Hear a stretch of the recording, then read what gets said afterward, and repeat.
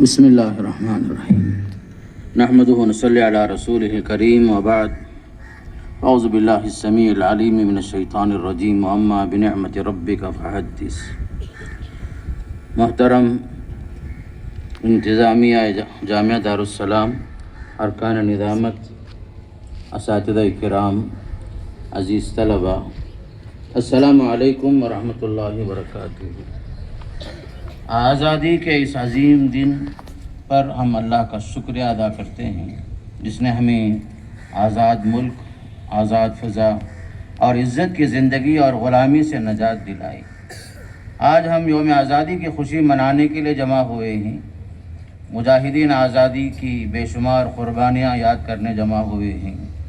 ہم ان تمام عظیم شخصیات کو دل کی گہرائیوں سے خراج عقیدت پیش کرتے ہوئے ہم اپنے وطن سے محبت کرتے ہیں، قانون کی بالادستی کو تسلیم کرتے ہوئے اتحاد اور بھائی چارگی کو چاہتے ہوئے ملک کی ترقی کے لیے قدم بقدم ہم آگے بڑھنا چاہتے ہیں۔ برادران اسلام، آج ہمیں یہ بات یاد رکھنی ہے کہ اسلام خاص کر حریت پسندی اور آزادی کا سب سے بڑا داعی اور علمبردار ہے۔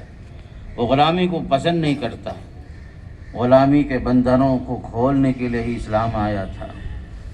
انسانیت پر سب سے بڑا احسان اگر کسی کا ہے تو اسلام کا ہے، ورنہ دنیا میں آبادی کا بڑا حصہ زمانے دراز تک غلامی اور بے کسی کی زندگی گزارنے پر مجبور تھا۔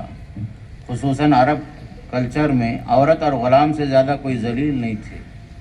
اسی طریقے سے ہمارا ملک ہندوستان بھی آج سے 79 سال پہلے انگریزوں کے قبضے میں تھا، بلکہ اس سے قبل ہندوستان میں تواتر کے ساتھ تقریباً 900 سال تک مسلم قوم کی حکومتیں تھیں۔ اورنگزیب کی وفات کے بعد ملک کے عوام آپس میں اختلافات کا شکار ہوئے۔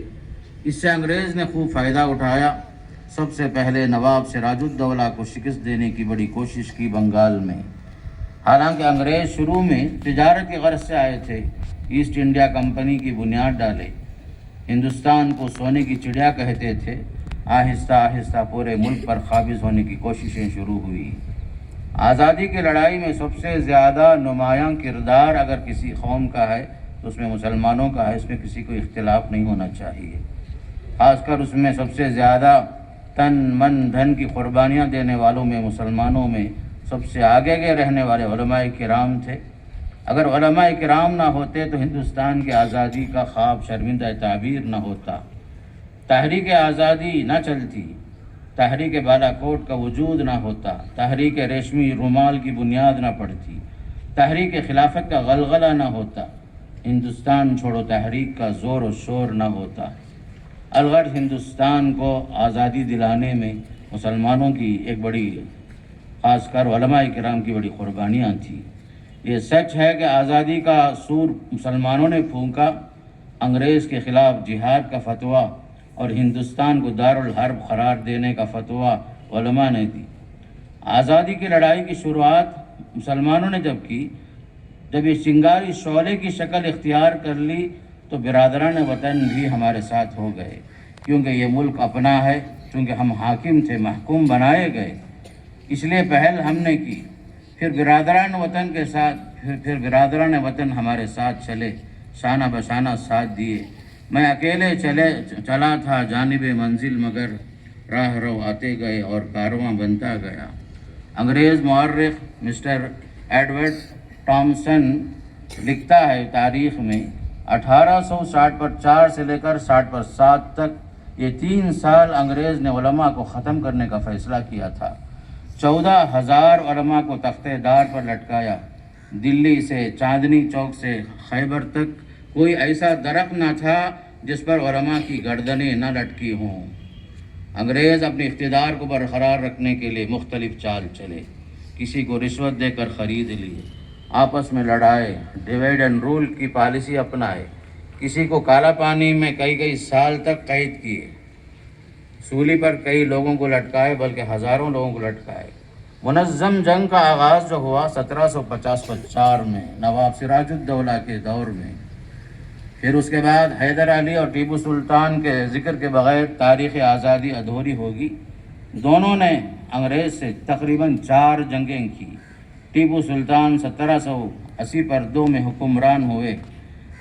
مفکر اسلام حضرت مولانا علی میاں مولانا ابو الحسن علی ندوی رحمۃ اللہ علیہ لکھتے ہیں، ٹیپو سلطان نے بالغ نظری اور غیر معمولی ذہانت سے یہ بات محسوس کر لی کہ انگریز اس طرح ایک ایک صوبہ، ایک ایک ریاست پر قابض ہوتا چلا جائے گا، لہذا جم کر جنگ کا انہوں نے فیصلہ کیا، پورے وسائل و ذرائع کا استعمال کیا۔ آخر کار 1799 میں سری رنگا پٹنم میں وہ شہید ہوئے۔ لیکن ان کا ایک مقولہ ہے زندگی بھر، بلکہ تاریخ ہمیشہ اس کو یاد رکھے۔ ٹیپو سلطان نے کہا تھا، گیدڑ کی 100 سالہ زندگی سے شیر کی 1 دن کی زندگی اچھی ہے، تو انہوں نے موت کو گلے سے لگایا، شہادت حاصل کی۔ جنرل ہارس کو جب شہادت کی خبر ملی تو لاش پر کھڑے ہو کر، ٹیپو سلطان کی لاش پر کھڑے ہو کر اس نے کہا تھا، لاش پر پیر رکھ کر اس نے کہا تھا، آج سے ہندوستان ہمارا ہے۔ گویا کہ ٹیپو سلطان رکاوٹ بنے ہوئے تھے، ان کی شہادت کے بعد ان کے لیے راستہ آسان ہو گیا۔ ٹیپو کی شہادت کے بعد انگریز کا تسلط بڑھا، دینی مدارس تباہ کیے گئے، تحفظ شریعت کا مسئلہ اہم تھا۔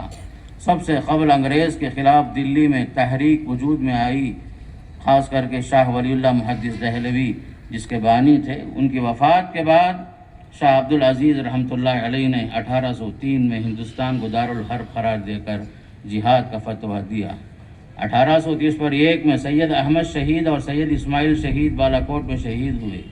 1919 میں تحریک خلافت اور مسلم اتحاد شروع کی گئی، اس کے بانی مولانا محمد علی جوہر تھے۔ اکابر علماء ہند ایک ہی صف میں متحد ہو کر بلا تفریق مسلک و مشرق ایک جگہ جمع ہوئے۔ تقریباً 250 سال کی مسلسل جد و جہد میں لاکھوں علماء اور عوام نے جانوں کا نذرانہ پیش کیا۔ سب سے قبل آزادی کی روح پھونکنے والے شاہ ولی اللہ محدث دہلوی تھے، پھر ان کے خاندان میں بڑے بڑے اکابر شہید ہوئے، شیر میسور، پھر اسی طریقے سے مولانا ثناء اللہ صاحب امرتسری، شیخ الکل فی الکل میاں نذیر حسین صاحب، مولانا محمد علی جوہر صاحب، مولانا آزاد باقاعدہ اس میں شریک تھے، حجت الاسلام مولانا محمد قاسمی ناناتوی رحمۃ اللہ علیہ، شیخ الہند مولانا محمود الحسن صاحب دیوبندی، مولانا احمد علی لاہوری، مولانا حفظ الرحمن، مولانا مفتی کفایت اللہ صاحب رحمہم اللہ، سب آگے تھے، خاص کر ہندوستان کی آزادی میں۔ اگر میں آزادی کی تاریخ میں علماء صادق پور کا تذکرہ نہ کروں تو قربانیوں کا تذکرہ جو ہے ادھورا ہی ہوگا، خاص کر تاریخ آزادی میں۔ خاص کر یہاں کی خصوصیت یہ تھی، یہاں کے ہر مجاہد اپنی جان دینے سے پہلے ملک کے لیے باقاعدہ اپنے آنے والی نسلوں کو وصیت کرتے تھے کہ ہم جس مقصد کے لیے اپنی جان دیے تھے، ملک کو آزاد کرنے کے لیے، آپ لوگ بھی اس پر ڈٹ کر جمے رہنا۔ تو لہذا علماء صادق پور کی ایک بڑی جماعت اس راستے میں شہید ہوئی۔ سچ ہے جواہر لال نہرو جو وقت کے جو وزیر اعظم تھے، انہوں نے باقاعدہ اعتراف کرتے ہوئے کہا کہ سارے مجاہدین کی قربانیوں کو ترازو کے ایک پلڑے میں رکھا جائے، اور خاص کر علماء صادق پور کی قربانیوں اور ان کی مجاہدے کو ایک پلڑے میں رکھا جائے تو علماء صادق پور کی جو قربانیاں ہیں وہ پلڑا بھاری ہو جائے گا۔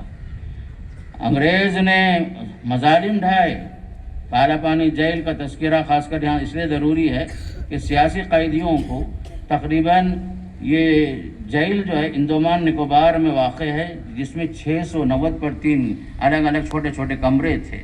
ان کمرے میں علماء کو، مجاہدین آزادی میں جو سب سے آگے رہتے تھے، ایسے لوگوں کو چن چن کر کے انڈمان نکوبار بھیجتے تھے اور کالا پانی میں قید رکھتے تھے کئی سال تک۔ ایسے نازک دور میں تحفظ اسلام کی خاطر علماء اسلام نے مدارس کا جال بچھایا۔ خاص کر 1860 میں دارالعلوم دیوبند کی بنیاد رکھی گئی، پھر اس کے بعد مظاہر العلوم سہارنپور 1860 میں، دارالعلوم ندوۃ العلماء لکھنؤ 1894 میں، جامعہ دارالسلام عمر آباد 1924 میں، پھر اسی طریقے سے جامعہ سلفیہ بنارس 1960 پر 6 میں تقریباً، جامعہ سلفیہ بنارس 1960 پر 3 میں، جامعہ اشرفیہ مبارکپور 1890 پر 9 وغیرہ میں مدارس کا جال بچھایا گیا تاکہ دین کا تحفظ ہو سکے۔ آخر کار 1850 پر 7 میں جنگ آزادی میں ناکامی کے بعد انگریز نے اسلام پر حملہ کیا، اسلامی عقائد پر حملہ کی۔ حکومت برطانیہ کا باقاعدہ لارڈ میکالے جب وائسرائے بن کر ہندوستان آئے تھے تو انہوں نے ایک تاریخی جملہ کہا تھا، مغربی تہذیب کو عام کرنے کی کوشش کرتے ہوئے انہوں نے کہا، میں ایک ایسا نظام یا ایسا نظام تعلیم بنا کر جاؤں گا کہ ہندوستان کے مسلمان کا جسم تو کالا ہوگا مگر دماغ گورا ہوگا۔ الغرض بڑی کوششیں ہوئی، تحریکات آزادی میں بڑا اہم رول ہے، خاص کر ہندوستان کی آزادی میں۔ 1919 میں تحریک خلافت اور ہندو مسلم اتحاد، جس کے بانی مولانا محمد علی جوہر تھے، مولانا شوکت علی صاحب بھی تھے، گاندھی جی تھے اور آزاد وغیرہ، یہاں تک کہ مولانا محمود الحسن دیوبندی، مولانا ثناء اللہ صاحب امرتسری، مفتی کفایت اللہ صاحب وغیرہ۔ پھر اسی طرح تحریک ترک موالات 1920 میں باقاعدہ ایک تحریک شروع ہوئی، جس میں بھی مولانا آزاد اور گاندھی جی وغیرہ شریک تھے، جس میں غیر ملکی مال کو بیکاٹ کرنے کا اعلان کیا گیا تھا تحریک ترک موالات میں۔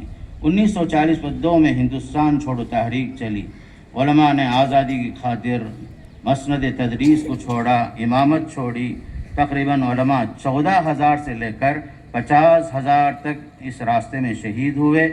تحریک آزادی میں بڑھ چڑھ کر حصہ لینے والوں میں بڑی تعداد خاص کر علماء کی تھی۔ اسی طریقے سے ہم دیکھتے ہیں بعض تاریخ نگاروں کو کہ وہ لوگ لکھتے ہیں دلی میں پنجابی اہل حدیث، کلکتے میں کپڑے اور لوہے کے تاجر، مدراس میں بانی جامعہ کاکا محمد عمر رحمۃ اللہ علیہ وغیرہ کی بڑی قربانیاں قابل ذکر ہیں۔ راہ اعتدال میں آپ اس مہینے کے اگست کے جو ہمارا جو ماہنامہ ہے اس کے آخر میں آپ ایک صفحہ ہے آخری صفحہ کے نام سے، آپ اسے ضرور مطالعہ کریں، جس میں مجاہد آزادی مولانا محمود الحسن صاحب کا ذکر خیر ہے کہ مولانا کے بارے میں خاص کر کے شورا کمیٹی نے مشورہ کر کے تنخواہ بڑھانے کی کوشش کی۔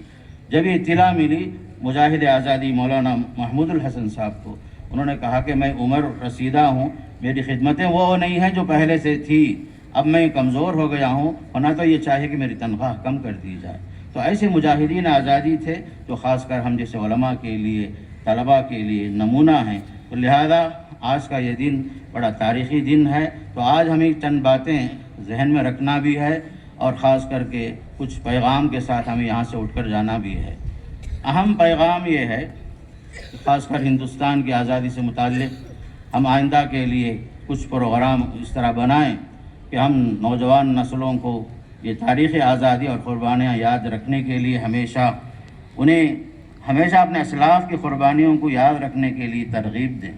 پھر اسی طرح یہ ہم اپنے بچوں کو ہم اس بات سکھائیں کہ یہ ملک ہمارا ہے، حاکم قوم کی اولاد ہیں ہم نے سنوارا ہے، سجایا ہے، بنایا ہے، اس کے لیے ہم نے انتھک کوششیں کی ہیں۔ یہ ہماری اہم ذمہ داری ہے کہ قوم کی ترقی میں ہم آگے رہیں، ہم قوم کے معمار بنیں نہ کہ تخریب کار بنیں۔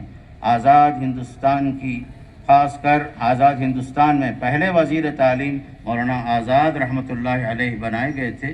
آپ نے تعلیم کے لیے جو کوششیں کی وہ قابل ذکر بھی ہیں اور قابل داد بھی ہیں، اور آپ کو آگے چل کر اس ملک کی ترقی کے لیے تجارت میں، تعلیم میں، معاشی مسائل میں، سیاسی میدانوں میں مثالی قائدانہ کردار پیش کرنا ہوگا۔ دستور ہند کی بالادستی کو تسلیم کرتے ہوئے دستور سے واقف ہونا بھی ہمارا اہم فریضہ ہے۔ خاص کر موجودہ حالت میں جو رشوت خوری جو عام ہے، بے ایمانی جو عام ہے، جہالت کا خاتمہ کرنا ضروری ہے، اس کے لیے ہمیں آگے آنا ہوگا اور ہمیں یہ پیغام لے کر آگے بڑھنا ہے، سارے جہاں سے اچھا ہندوستاں ہمارا، ہم بلبلے ہیں اس کی، یہ گلستاں ہمارا، مذہب نہیں سکھاتا آپس میں بیر رکھنا، ہندی ہے ہم وطن ہے ہندوستاں ہمارا۔ جے ہند، السلام علیکم۔